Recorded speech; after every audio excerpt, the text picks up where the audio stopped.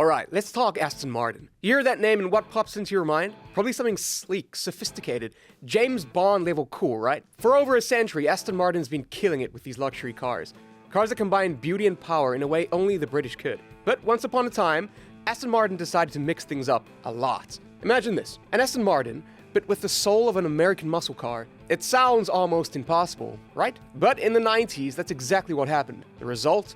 The Aston Martin Vantage V550 and V600. Two cars that packed not one, but two superchargers under the hood. These weren't just luxury cars for cruising around town.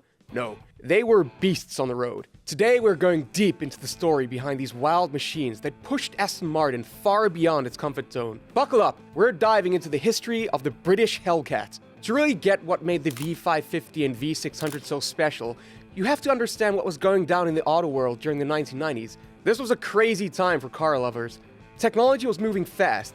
Consumers wanted more speed, more power, and more performance from the cars. Supercars weren't just for the track anymore.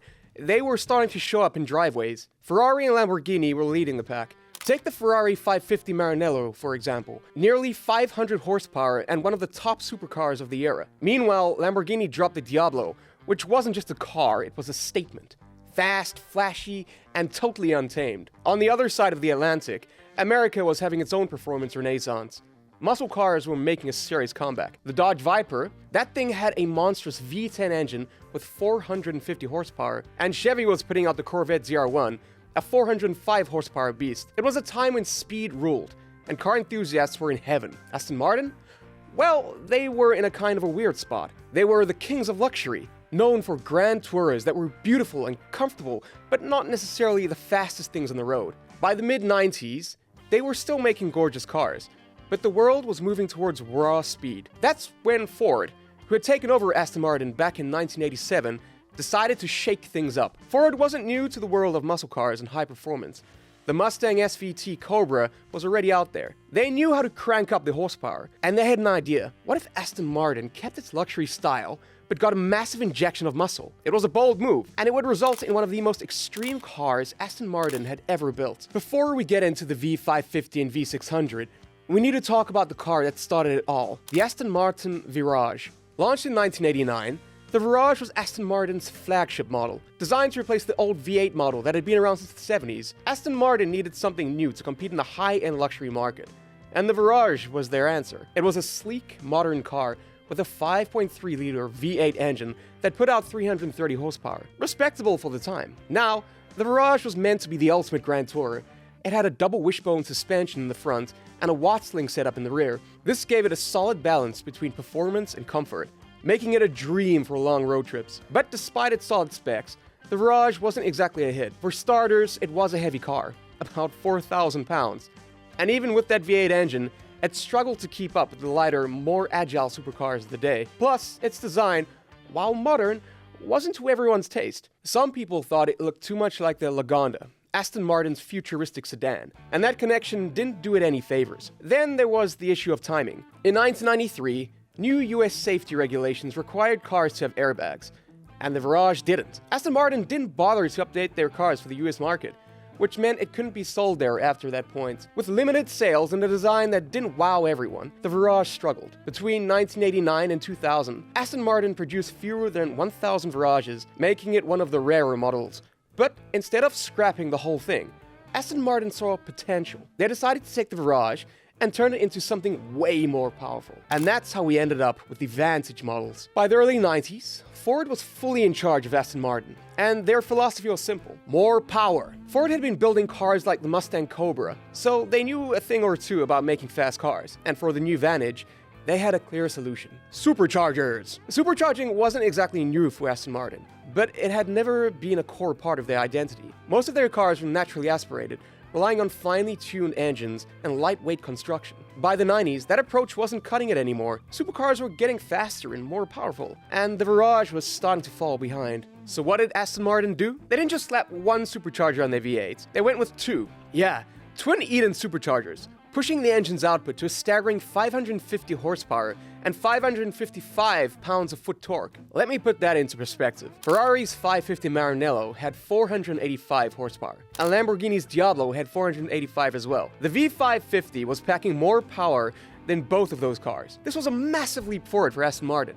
The V550 wasn't just fast, it was brutally fast. It could go from 0 to 60 miles an hour in just over 4 seconds and had a top speed of 186 miles per hour. For a car that weighed nearly 2 tons, those were insane numbers. But the real magic of the V550 was how it handled that power. Aston Martin didn't just focus on straight line speed. They completely reworked the suspension, giving the car better geometry to handle corners. The brakes got a serious upgrade too. The V550 came with massive discs that gave it the stopping power it needed to handle that much horsepower. All of this made the V550 a car that could not only go fast, but also handle like a dream. On the exterior, the V550 was a proper bruiser. It had that classic Aston Martin shape, but with more aggressive styling. The wider stance, flared wheel archers, and bold front grille gave it a look that meant business. It was clear that this wasn't just any Grand Tourer, it was a supercar in disguise. Just when you thought the V550 couldn't get any crazier, Aston Martin dropped the V600 Le Mans in 1999. This car was a limited edition model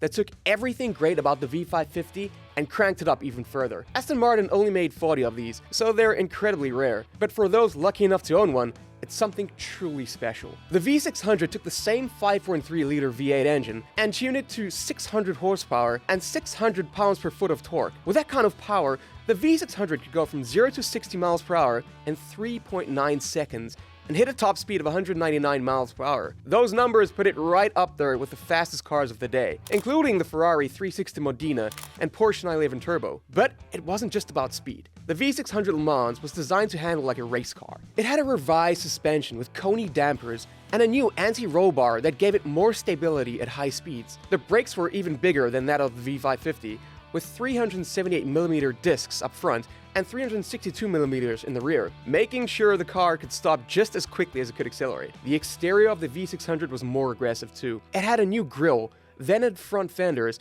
and lightweight Dimag magnesium wheels.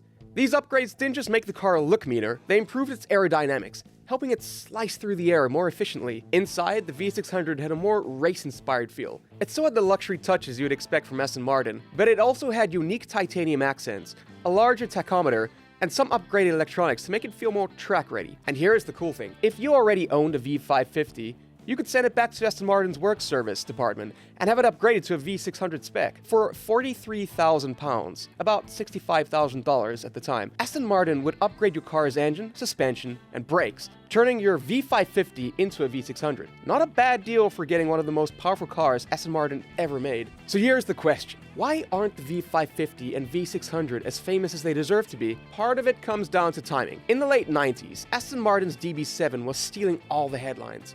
It had the traditional Aston Martin look and feel, plus a lower price point which made it more appealing to a broader audience. The V550 and V600, on the other hand, were niche models, aimed at hardcore enthusiasts who wanted something truly special. Then there was the US market. Aston Martin couldn't sell the V550 or V600 in the US because of the strict safety regulations. Missing out on the US was a huge blow, as it had always been one of Aston Martin's biggest markets for luxury cars.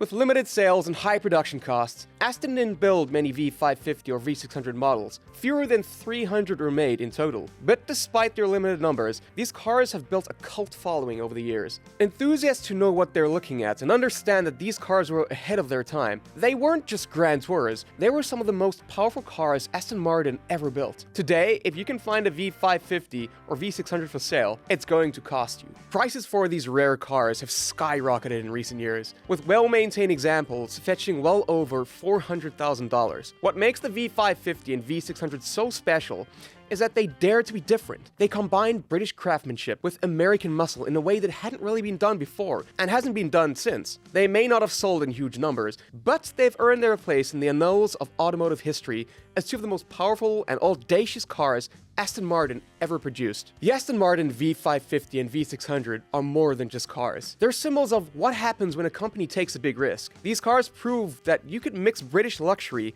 with American-style horsepower and create something truly unique. They might not have been the biggest commercial success at the time, but today, they're recognized as legends. Looking back, it's clear that Aston Martin's engineers were ahead of their time. They pushed the limits of what a Grand Tourer could be, and in doing so, they created cars that are still celebrated by enthusiasts and collectors alike. Whether you're into classic British elegance or high-octane performance, the V550 and V600 deserve to be remembered as some of the most incredible machines ever to wear the Aston Martin badge. Thanks for tuning in, and we'll catch you next time.